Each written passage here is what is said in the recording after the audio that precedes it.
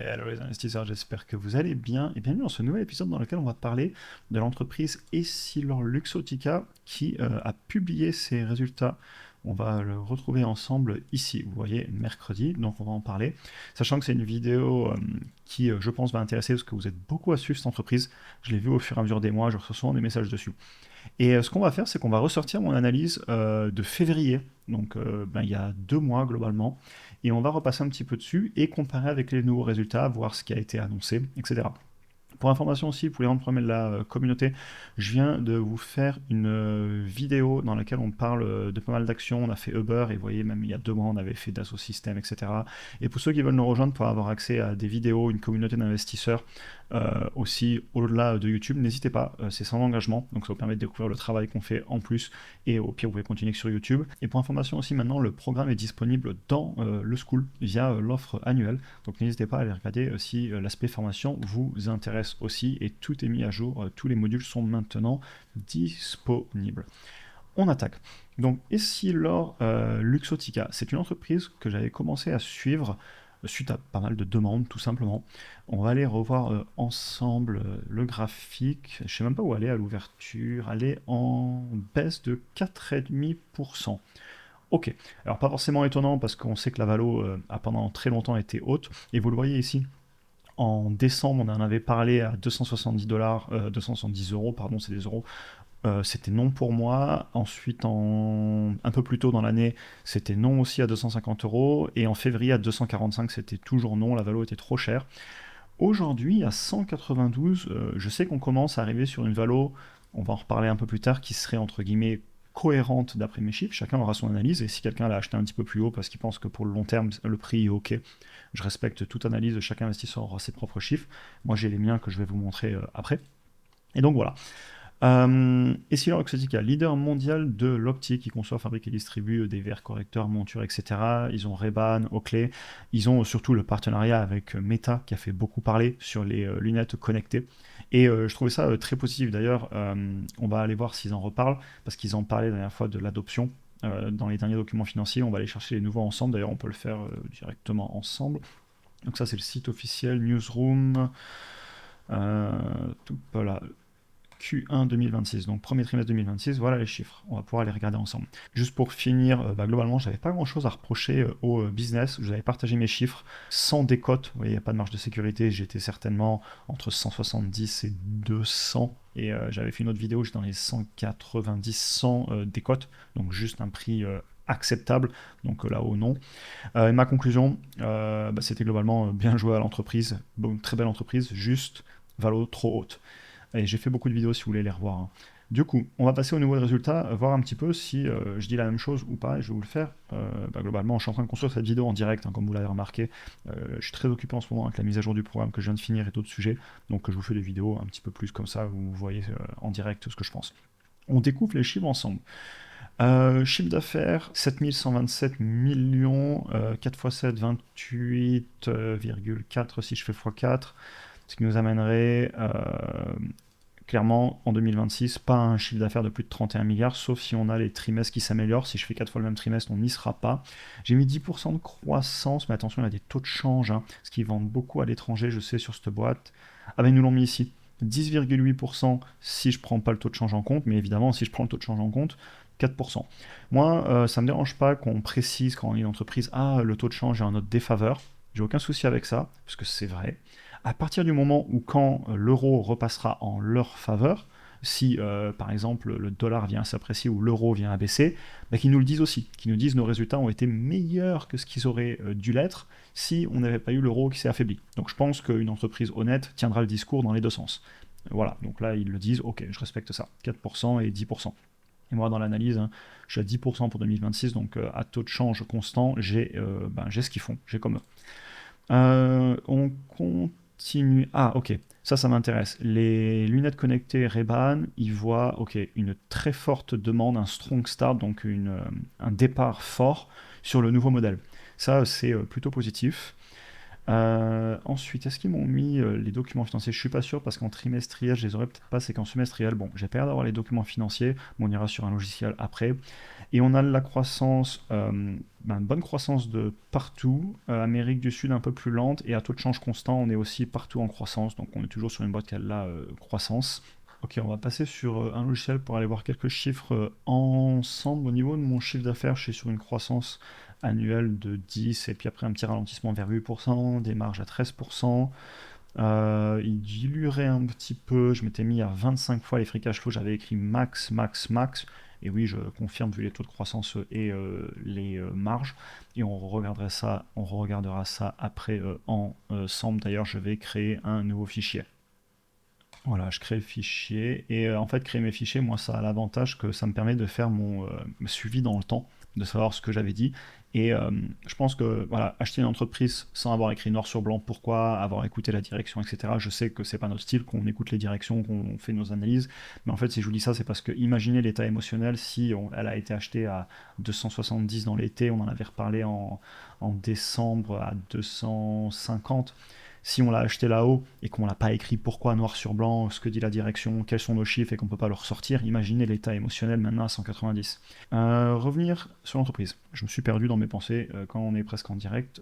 Je me fais des tangentes et en plus je suis chauffé puisque ce matin on a fait 1 heure de vidéo dans le school en quantitatif. On voyait hein, depuis 4-5 ans là, du 9-10% de croissance, c'est ce que j'ai maintenu. Une entreprise qui a des marges qui sont positives de souvenir, vous voyez, marge sur free cash flow, très stable. C'est pas un business qui est dur à projeter à mon avis. Hein. Vous voyez, il y a une médiane à 13 et je suis à 13. C'est pas un hasard, j'avais déjà fait le travail. La trésorerie de souvenir, c'est une boîte qui a de la dette. J'ai ça en tête. Alors, le free cash flow nous permet très largement de payer le dividende, très très largement de payer le dividende. Ils rachètent des actions récemment, donc je vais peut-être leur enlever de la dilution. Les niveaux de cash sont montés. Ah, quand même pas loin de 10% en compensation en actions destinées aux employés. Hein. Il y a des stock-based compensation. Hein. Ok. 3,5 milliards de cash. Il y a de la dette de souvenir. Ouais, 4 milliards et 9,4 milliards. Ok, il y a de la dette. Qu'ils remboursent, tendance baissière sur la dette sur le long terme, ils peuvent très bien payer leurs dividendes, tendance haussière sur le cash depuis 2022, ils en avaient dépensé un petit peu ici. Bon, c'est pas parfait, mais voilà, 3,7 milliards de free cash flow, 500 millions de dividendes, donc il reste 3 milliards de free cash flow, même si on fait un peu de rachat d'actions, pour 14-15 milliards de dettes, 3 fois 5, 15, il faudrait 5 ans si vraiment on cherchait à le faire, à rembourser cette dette. Voilà, ils ne cherchent pas à le faire spécialement en ce moment, enfin, ou un tout petit peu, on le voyait dans les chiffres. C'est pas éliminatoire, mais c'est à surveiller. Combien ça se paye maintenant, ce business? Alors, 27 fois les free cash flow si je réintègre pas les compensations en actions, 25 fois si je les réintègre, 18 fois les operating cash flow, 3,5 fois le chiffre d'affaires, et 18 fois les operating cash flow. Ok, bon, ça se paye beaucoup moins cher que ça s'est payé là-haut quand on avait dit non. Quand je dis on, c'est les vidéos sur la chaîne. Quand je dis on, j'entends moi, ce qu'on dit dans la communauté, etc. Évidemment, je ne peux pas parler à tout le monde individuellement. On n'est pas revenu sur les niveaux de valorisation bas de 2023, mais on n'en est plus si loin que ça quand même. Hein. C'est à noter. Et moi, vous voyez, donc dans mes projections qu'on va retravailler ensemble, 13% de marge, je ne mettrai pas plus, puisque c'est ce qu'ils font sur la médiane. Prix à payer par le marché, 25, mais j'avais mis max personnel. Je peux pas payer ça plus de 25 fois les free cash flow. Hein. On n'a que 8-10% de croissance, 13% de marge. Et j'avais pas mis de décote. Et ça nous met toujours à un prix max sans décote, à 193, ce que j'avais déjà dit dans une autre vidéo. Maintenant, on est quand même en train de payer 25 fois les free cash flow. J'ai demandé que 10% par an de retour sur investissement. Si on va chercher du 12% parce qu'on veut maîtriser un peu les risques et tout simplement avoir une plus grosse marge de sécurité, voire même rajouter de la décote de la marge de sécurité, c'est exactement ce que j'avais dit à l'époque. On se retrouve entre 160 et 190 selon l'affaire qu'on veut faire. Donc ce qui est intéressant, c'était par rapport à ma conclusion de l'époque en fait. Vous voyez, quand on était à 245, je disais très belle entreprise, juste valorisation beaucoup trop haute. Et il était hors de question que j'achète à 245. À 190, je ne suis plus joqué par la valorisation, je peux plus dire elle est trop chère. Voilà. Je peux dire elle est bien valorisé, quand même payé 25 fois les free cash flow, mais sur le long terme, ça s'est payé cher. La croissance est toujours là, le taux de change, je leur pardonne du moment qu'ils tiendront le discours dans l'autre sens, à vérifier, parce que sinon c'est pas cool de la part de la direction de tenir le discours du taux de change que quand ça les arrange. Écouterai la direction pour voir si c'est le cas ou pas. De toute façon, c'est assez simple, hein. Vous remontez les rapports financiers d'il y a 5, 6, 7 ans, quand vous aviez l'euro qui baissait, il y a eu des périodes où il est baissé l'euro, et vous allez voir dans les documents financiers si vous précisent qu'ils ont eu des meilleurs résultats que prévu, dû au taux de change qui est baissé. Vous le verrez. Mais s'ils en parlent dans les deux sens, c'est pas quelque chose qui me choque. Vous voyez ici, là, typiquement, remonter en 2021, voir ce qu'ils disaient, est-ce que le taux de change les avantage. Je pense qu'ils ont dû le dire. Et ça, c'est un truc que je ferai si je fais du qualitatif. À savoir que moi, j'ai pas commencé trop le qualitatif parce que tant qu'on n'est pas à un prix décoté, je préfère passer mon temps et mon énergie sur autre chose. La direction, je viendrai à l'écouter, certainement me connaissant et m'en faire des très bonnes affaires, en tout cas d'après mes analyses. Voilà, si j'ai au moins 10% de marge de sécurité, un discount rate à 12%, donc à 160 euros, ok, je commence peut-être l'analyse. Et me connaissant, vous voyez, je l'ai écrit et je ne l'ai pas inventé, c'était déjà écrit dans la vidéo d'avant. Max perso. Euh, Peut-être payer que 22,5 ou 20 fois, quoi. Je n'ai pas encore décidé, il faudrait que j'aille écouter la direction pour voir ce qu'elle dit. Mais ça peut paraître un petit peu trop conservateur. Et c'est pour ça que j'adore YouTube, parce que bah, j'étais conservateur à 270, puis à 250, puis à 240, et oui, je le suis toujours. Mais ça n'empêche pas, j'aime beaucoup ce qu'ils font, le fait que Meta soit rentré au capital, c'est une preuve de confiance, et une preuve de confiance sur la compétence des Sealors, donc clairement, je pense pas que Meta s'amusera à prendre un partenariat avec eux sinon. Au-delà de la marque, il y a aussi bah, toute la partie savoir-faire, hein, conception, fabrication, le marketing. Évidemment, il y a de la concurrence. Je vois du potentiel sur les lunettes connectées. Qui le fera et quand, bah ça c'est une question à se poser parce qu'en face il y a de la concurrence avec Google qui en parle aussi. Pensez aussi population vieillissante, donc besoin de lunettes. Et ça fait plaisir de faire ce genre de vidéo. Le nouveau prix bah, du coup que je devais faire, je l'ai fait en direct avec vous. Je ressortirai le dossier du coup bah, certainement en demandant une décote. Même là en soi, je pourrais commencer peut-être à aller écouter un ou deux appels destinés aux investisseurs, voir un petit peu ce qui se dit au niveau de la direction. Pourquoi pas, je vais réfléchir à commencer à étudier un peu plus sérieusement le dossier. Et vous, est-ce que vous en avez? Est-ce que vous la trouvez aussi toujours trop chère? Est-ce que comme moi, vous la trouvez plutôt enfin revenue à un prix cohérent? Est-ce que vous menez votre analyse qualitative? Je suis curieux d'avoir votre avis. J'espère que vous aura intéressé la vidéo. Et je voulais finir aussi là-dessus. Évidemment, on ne sait pas où on sera la semaine prochaine, et je pense que quand j'ai fait une vidéo il y a 4 mois ou 6 mois, bien malin celui qui pouvait dire si elle allait trouver un point bas à 240 ou même à 190, on ne sait pas.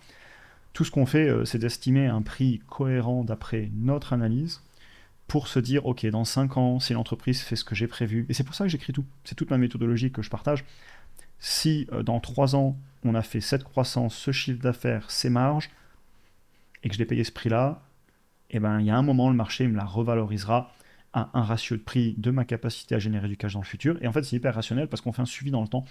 Ce que je disais, imaginez l'état émotionnel si on a acheté là-haut sans savoir pourquoi. Si on a acheté là-haut et qu'on a écrit pourquoi, il n'y a pas de raison de s'inquiéter. Je ne peux pas savoir où elles seront dans 3 mois, dans 6 mois, dans un an, dans 2 ans. Par contre, dans 5 ans, on en reparle. Donc voilà, faites pas dire ce que j'ai pas dit. Une solution aussi, si on aime beaucoup l'entreprise, pourquoi pas commencer à rentrer un petit peu si on a fait notre analyse et puis ben, si elle baisse, on pourra renforcer et si elle repart, on n'aura pas ce sentiment d'avoir raté le train si on l'aime bien. Voilà, c'est ma conclusion. Je suis plus choqué par la valo. Les pauvres aussi, hein. Franchement, quand on est à la direction et tout, c'est quand même, ça doit pas être marrant de se faire entraîner par le marché, c'est-à-dire que la direction des Silor Exotica, elle y peut strictement rien que cette boîte se soit payée 320 euros. Et là maintenant, la pression qu'ils doivent se prendre avec la correction en bourse, bah, je leur laisse leur place, après c'est leur métier aussi. Mais ça vous montre à quel point la bourse peut être impitoyable, à vous survaloriser, puis à vous ramener sur des niveaux, encore une fois, survalorisés, d'après mon analyse, chacun aura son opinion. Mais certainement des personnes qui trouvaient qu'elle n'était pas survalorisée à 300 euros. Et moi personnellement, je partage juste, je suis qu'une personne sur Internet qui partage ce qu'il fait avec passion. Mais ouais, pas marrant pour eux. Je pense qu'ils sont revenus sur des niveaux plus cohérents. Et bravo à l'entreprise à long terme parce que bah, très beau business européen. Donc ouais, rien à dire. J'espère que la vidéo vous aura intéressé. Complètement décousu, quoique j'ai quand même tenu ma trame habituelle. Mais je voulais vous la faire un peu en direct et voir ce qu'on avait dit à l'époque pour faire une nouvelle vidéo. N'hésitez pas à me dire en commentaire ce que vous en avez pensé. Est-ce que vous achetez l'entreprise? Est-ce que vous aviez acheté? Est-ce que vous achèterez si elle baisse encore, etc. Et voilà, belle journée à tous et à très bientôt pour un prochain épisode.